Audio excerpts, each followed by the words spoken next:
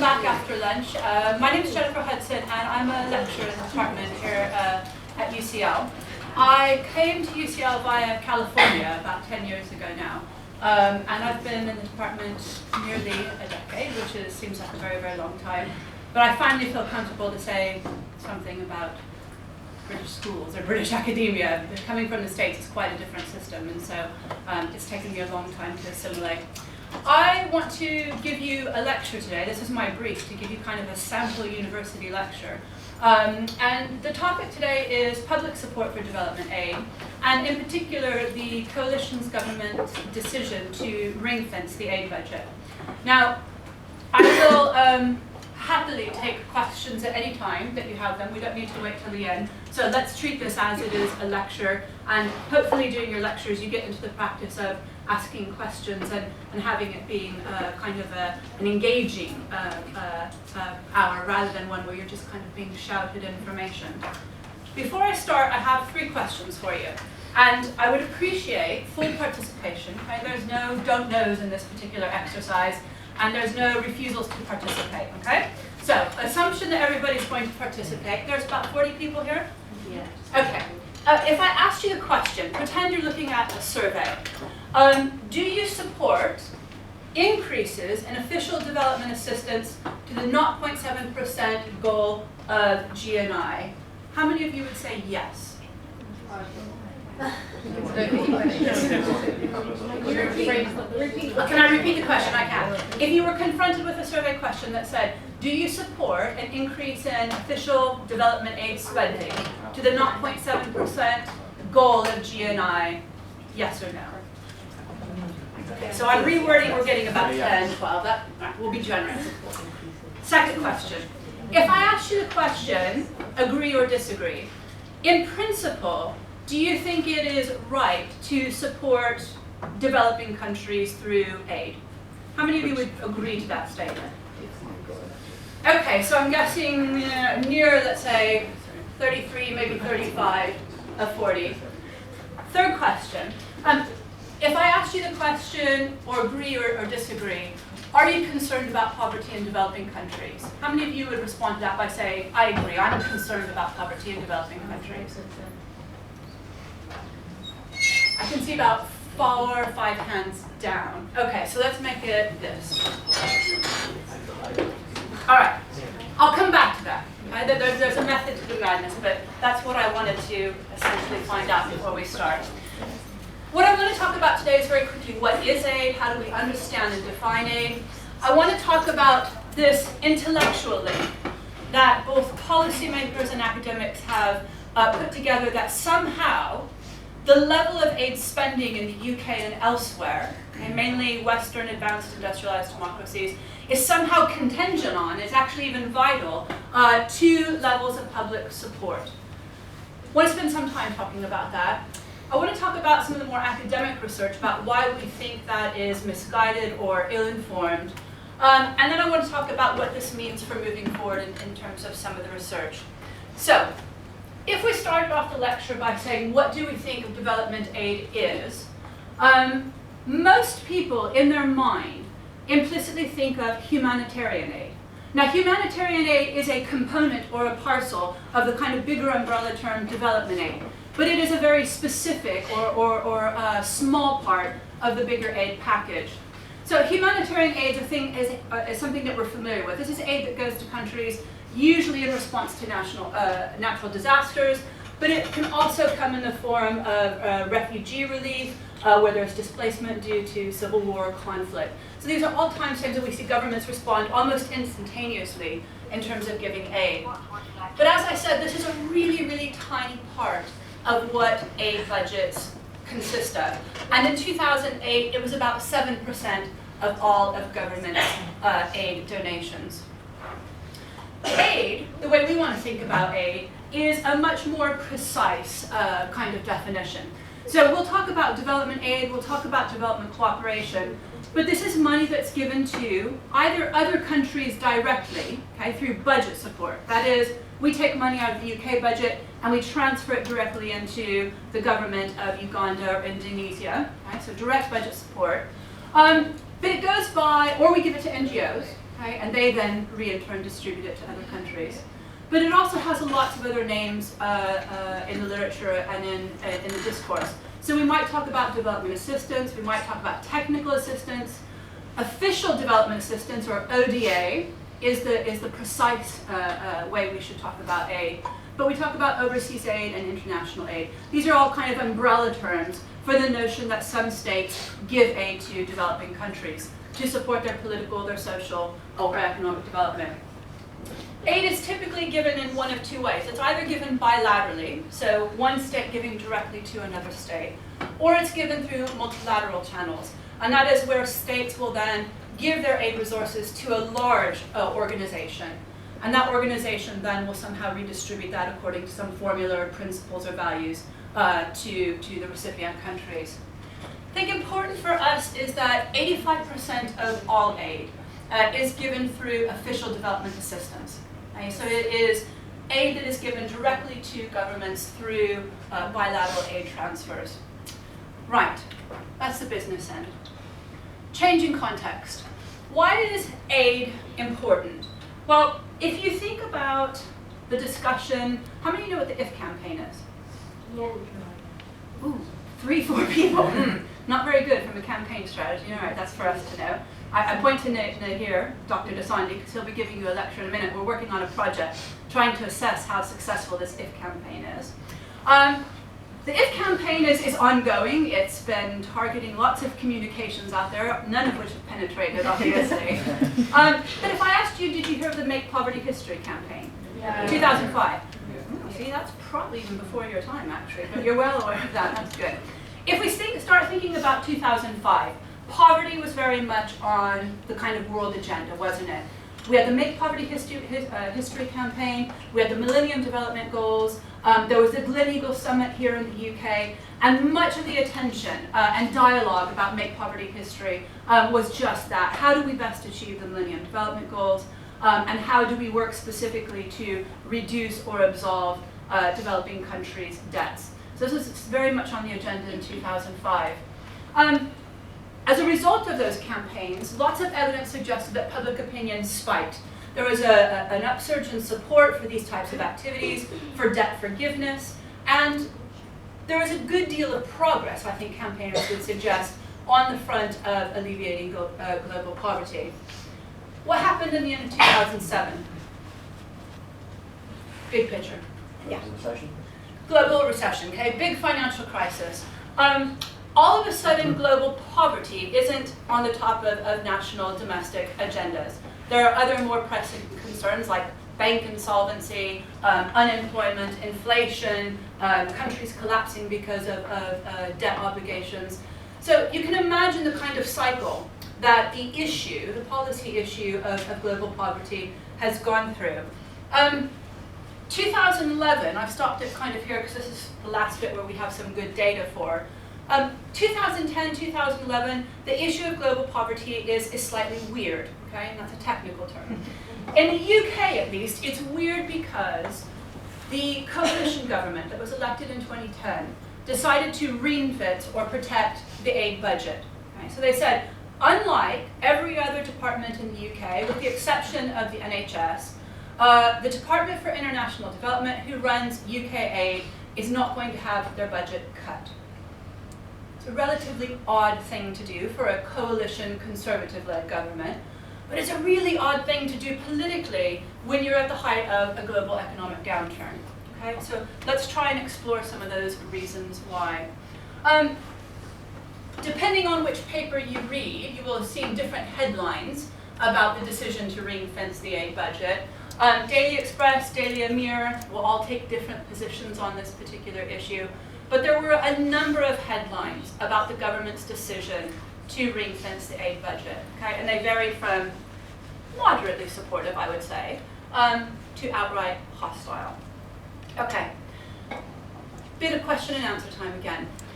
How much should states give to developing countries? Okay? And this is just your thoughts. There's no right answer here.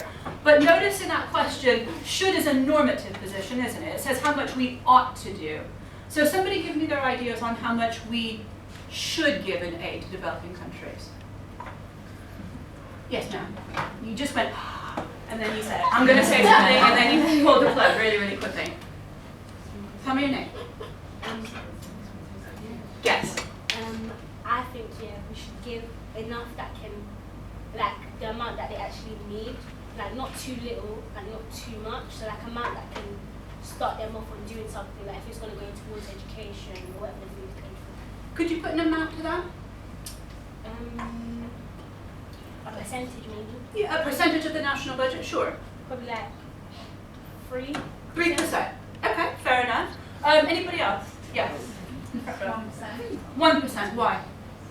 Just think, well, particularly with recession and everything, when it was going on, I think it's just appropriate to, it's not that I don't support aid, but I think it's maybe best to kind of get everyone back on track within the country before we can actually start giving more. And I know that they do about 10% now anyway, so I think it's a little bit more than we give now, but it's not too much. I think we're quite in a good position. Okay, so balancing priorities, we've got issues at home we need to think about and respond to, but we shouldn't kind of forget our responsibility or obligation towards developing countries. Anybody else?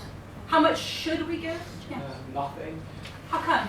Because I think governments should take a minimalist view of finances. It should be up to the people, individual people to donate to charities.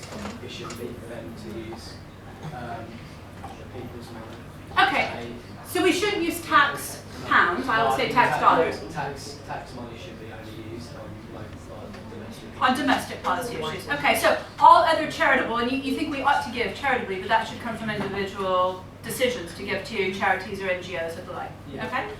How much should we give in aid? I'd also say 0. I think a lot of emphasis is put on giving aid because of a moralistic point of view, but in doing so, all you do is validate the regime in that country and say you can pillage your own nation and ruin and increase the poverty there, because we will always support the people at the bottom anyway. Okay, all right, so actually you guys are surprising in that you're slightly less generous than I pictured you for. But that's all right. We should give a bit, 3%, we should give 1%, we should give nothing at all. One reason we shouldn't give anything is because we should do this through private individuals as another means of giving. And another argument is that we shouldn't give it all because it supports regimes which maybe don't engage in kind of good governance A lot of practices. developing nations like China, who we've previously given aid to, are actually incredibly wealthy. It's just the government chooses not to distribute that wealth itself. Okay, so India is a prime example in this case, right? India is a rapidly developing country. It's got a great degree of wealth. The kind of argument, the popular argument, it's got a nuclear program, so why do we give it aid? All right. What percent of the UK's budget do we give towards aid? 0.7. She said, is it 0.7%? Not quite, but it's really, really close. And here? Well, they just announced it was going to be 0.7%. They're aiming towards that. But 2011, 2012 data, about 0.5, actually. Okay, so just below the goal that we're there. Sorry, this is what you can do when you got somebody's name in the audience. UK gives less than 1%. Okay, so less than you wanted to give in the back, just slightly less than you thought we ought to give, but a bit more than the two gentlemen who responded last. What percent of the US national budget goes towards aid? 1%. Anybody else? 2. 5. 2.5. Oh, 2.5, all right. 0. 0.2%. Okay, 0.2%. Would you like to know how much the average American thinks goes towards aid? Yeah? Good, I'm going to tell you. 25%. 25% is how much, on average, the average American thinks goes towards aid. The reality is it's less than a percentage, it's less than even 0.5%. Okay? In real terms, in actual volume though, the US is the largest aid donor. They give something like 25 billion a year. Okay? But as a percentage of their national income, as a percentage of their wealth, they are relatively one of the lower donors. Which country gives the most aid? The UK? Close, they're close. They're in the top 5. They get an honorable mention. Scandinavian countries. Why do you say that, Helena? Because they tend to have those kind of more socially progressive agendas. Right. So the idea that greater policy preferences for redistributive policies within the domestic context have bled over into their foreign policy, and it is in fact the Scandinavian countries and Sweden in particular that gives the most as a percentage of its national wealth. Norway, Denmark, they all follow very, very close by. What percentage of its national budget does Sweden give in aid? 5%. 5%. 1%. Okay? So even the most generous donor gives 1% of all its wealth to developing countries. Okay? Now, this is a simple graphic of UK, and it's looking at aid as a proportion or a percentage of GNI. This is 0.8, so it's not quite 1%. This is time, so here's 2014, and there's 1960. And what these segmented columns essentially are telling you what government was in power at the time. So conservative Labour, conservative period, Tony Blair / Gordon Brown, and then the coalition. Okay? Any observable patterns you can detect from the data?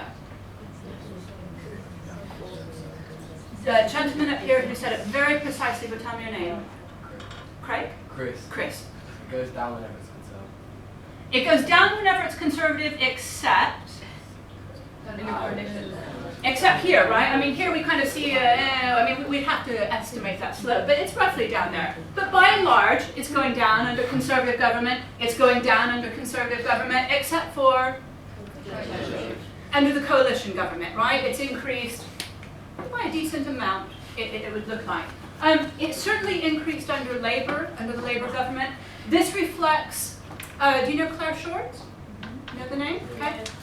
Kind of 1999, late 90s, with the Blair and the Labour government, there was a renewed commitment towards building support for development and for the UK development policy. And so over that period of 13 years of the Labour government, you saw increased expenditure. Okay, I think we've got out of that what we need. I would give a pound if I had one. This is how you should be prepared for lecture. I'd give a pound if somebody can find DFID in here, the Department for International Development. In 5, 4, 3, 2. Where? Here? No, yeah. Huh? Yeah. That's this? Go up to the front. Now. That's what I said. That's what I said. So it's a green one. This green one right here is Department for International Development. And you can see as a percentage or as a proportion of what the entire government expenditure is, this is how much aid spending constitutes. Now, this is rather old data. It's 2008 data, but it was the last time The Guardian made the really nice graphic that I borrowed. Okay? But it just kind of goes back to that discussion that we had about thinking about and contextualizing how much we give in expenditure. And importantly, for the two gentlemen who said, what's your name? Rowan, who said, actually, I think we should give 8% because there's lots of other things in the UK that we ought to be spending our money on before we send it overseas. You can see, at least visually, right, what we spend in terms of overseas aid is actually quite small. Compare that to Department for Children's Schools and Families, which is no longer called that. Compare that to the Department for Work and Pensions. Compare that to the Department of Health or Treasury. It pales in comparison. Okay? Now, policy. So you want to be politics majors. Do you call it a major in the UK? See, this is why I know. What do you call it? Politics degree. Yeah, I would have got that one, I guess. You don't call it a major. You don't say what's your major, what's your degree? Anyway, an Americanism. Let's say you want to be politics majors. You want a degree in politics. Most of the time in politics, what we're interested is in policy decisions. And not always, but a great deal of our time as political scientists or as politics scholars is interested in trying to explain and understand how we arrive at different decisions on particular policies. Now, as I said, The policy issue that we want to consider here, in light of the bigger picture of why do we give aid and is it important, is how did we get to this particular policy decision of ring-fencing the aid budget? And why was that something that the Conservative government, indeed the coalition government, did? A couple things I think just to highlight. Aid was prominently featured even back in 2005 in the party manifestos. Okay, it occupied a good sense of priority in the different party manifestos. But by 2010, all of the three major parties, at least, had come out saying they were committed to the 0.7 goal, okay, the 0.7 percentage of GNI for the aid expenditure. Okay, so a bit more than we were doing at the time, which is probably 0.4, 0.5. The coalition government's elected. Cameron commits to it, and indeed Clegg commit to it in the Queen's speech. It's protected in the comprehensive spending reviews. It has now been, except for legally, it hasn't been legally enshrined into law, but the policy decision is that we are going to move towards 0.7%. There are some issues with how that might be gotten around, or how we might massage the budget to make it look like 0.7% when it's really not 0.7%, but we'll leave that for a minute. What's the logic? And what did public officials, and particularly the development secretary at the time, Andrew Mitchell, come out and say for why we should ring fence the aid budget? Because again, we're thinking 2010. The world's a pretty crappy place, right, economically. This is the Conservative Party, which is particularly known for its strong development, pro-development policies. What does Andrew Mitchell say? He says, first, it is morally the right thing to do. Now, this wasn't Mitchell's argument to begin with. It was a legacy or a leftover from the Labour government. I mentioned Claire Short, who would strongly come out and argue that overseas aid is a moral obligation that we as individuals and we as kind of rich, Western, advanced industrialized countries have to developing countries. A second dimension to the kind of leftover Labour policy is it's in our national interest. And the argument here is, in giving aid, we actually do things that are good for the UK. So if we give aid to developing countries, whether that's to educate their population, or whether that is to help them industrialize or build infrastructure, that creates bigger trade markets for us, right? Better trade, more more pounds in British government's pockets and in British individuals' pockets. But once you have these trade relationships, you want to protect them. So the world becomes a more secure place if we have greater trade and more beneficial relationships. We also can think about the knock-on effects in terms of security, health, welfare. So it's not just about narrow self-interest, do I get more pounds in my pocket? But if we think about the kind of collateral benefits of developing, trading with developing countries and investing in developing countries, it can be argued that there is something for the UK in that. Third argument, aid works. Okay? If we look at the statistics, much of aid, okay, is wasted, much of aid fails, but we know aid actually does work. It does educate children, it does improve sanitation, it does improve access to healthcare, it does improve infant mortality rates, it does lots of good. So let's continue to do good where it's needed. Mitchell also, and this is probably where there was a big shift from the Labour government, Mitchell also emphasized value for money. Okay? That under a Conservative coalition government, that we just didn't want to kind of give aid to what one US senator described as rat holes, kind of disappearing down the deep dark rat hole or black hole. But we wanted to get results for our aid money. We wanted there to be transparency. We wanted to increase accountability for the money that was sent out of the UK. And interestingly, what Mitchell said last, and this certainly wasn't a priority, but as I'll talk about it in a minute, this has infused the debate over aid for quite a long time, is that the public supports giving aid overseas. Okay? This is something that the British public is strongly in favor of and wants to continue to see happening. Other reasons that were purported for the coalition's decision, there was wide international agreement on the 0.7% goal, so the UK would be kind of out of step with its sister states if it didn't adhere to that. Some people said this is just a PR stunt. The coalition, or the conservative government kind of had the nasty party label or tag, and this is a way to soften that image. Some people thought this is more palatable, with some reallocation or movement of aid into the defense budget. And other people said, look, this is a really very, very tiny amount of overall expenditure. So why not just continue to do it? Okay, that's the policy. Where does our kind of interest, and by our I mean some colleagues here at UCL, but a kind of wider academic community, where do political scientists come in? They come in, I think at this point here, at least for what we're going to talk about today.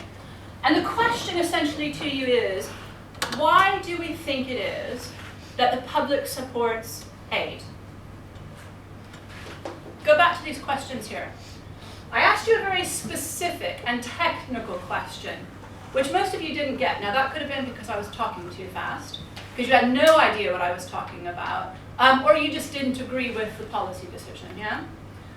But when I asked it in a slightly less policy specific, more kind of consumable way, in principle, should we help developing countries?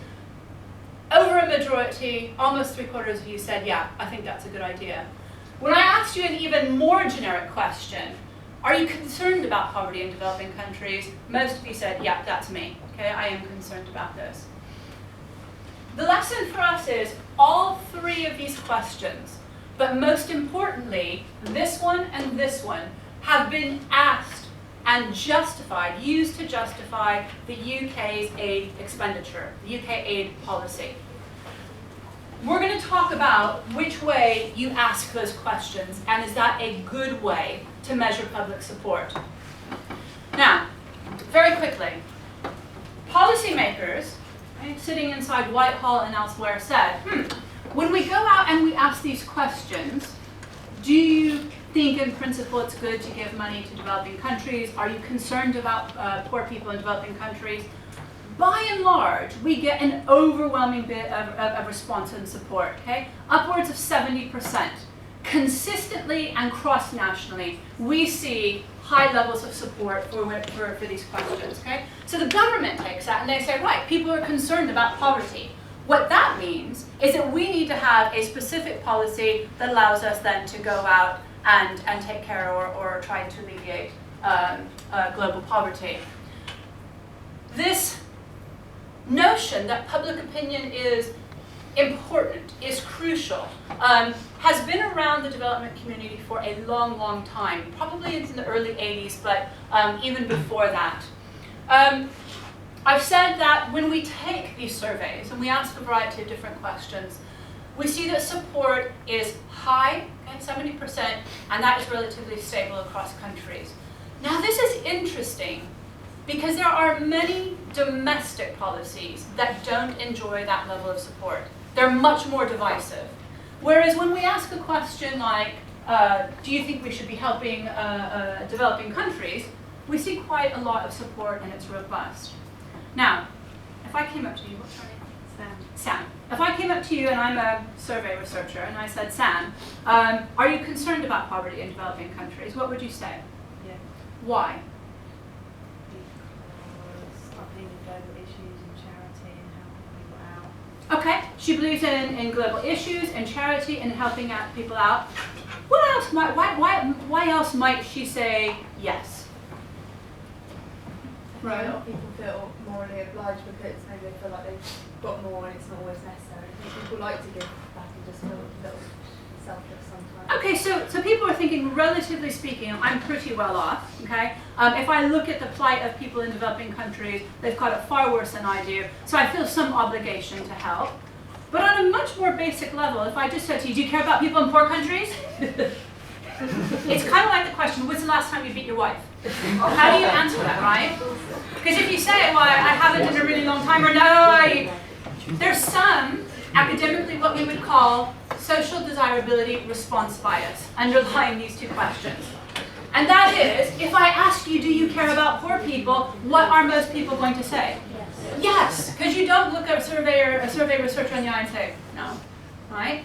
Most people are predisposed to say yes, but it's also a particularly bad way of asking about support because it elicits certain types of biases, and that is that people don't want to be sat looking at somebody going, no, don't really care. Okay, got other things to do. What has happened, at least in policy terms, is that policymakers have taken evidence from these surveys. Okay, the top line figures: 70% of people say they support aid to developing countries, and they have used it to justify and to argue for a further set of policies. And I put here that policymakers have explicitly, and then in parenthesis, causally, and that's something we're interested in as social scientists, not just correlation, but does one factor cause an outcome, that public opinion is the driving determinant of support for aid levels, increasing aid expenditure. Now, how do I know I'm right with that, or how do at least I make an argument to you? And here's a bit of evidence about this importance, this assumed link between public opinion and aid. A 1999 report from the UNDP said, the system of international development cooperation cannot exist without broad-based political support. Building support, of course, requires a basic knowledge of the understanding of the nature of people's, the public's attitudes towards international development cooperation. Paul Collier wrote The Bottom Billion, some of you may be familiar with. The key obstacle to reforming aid is public opinion. Aid agencies are constrained by what public opinion permits. Inference, i.e. if we change public opinion, then we can change aid policy. If the public support aid, then we can do more of these types of activities. The IDC, the International Development Committee that sits within the House of Commons, 2009. Public support is essential to an effective development policy, and this could be threatened if the financial crisis continues to affect the real economy. Now, a colleague and I went to the IDC in 2009 and gave evidence about how they should understand and treat public support for aid. And what we told them is we thought most of the surveys were rubbish. Okay? And that was counter to what almost everybody else had sat there and said to them. They took the line, lots of people support aid. This is something the public is very, very animated about and have a strong level of support.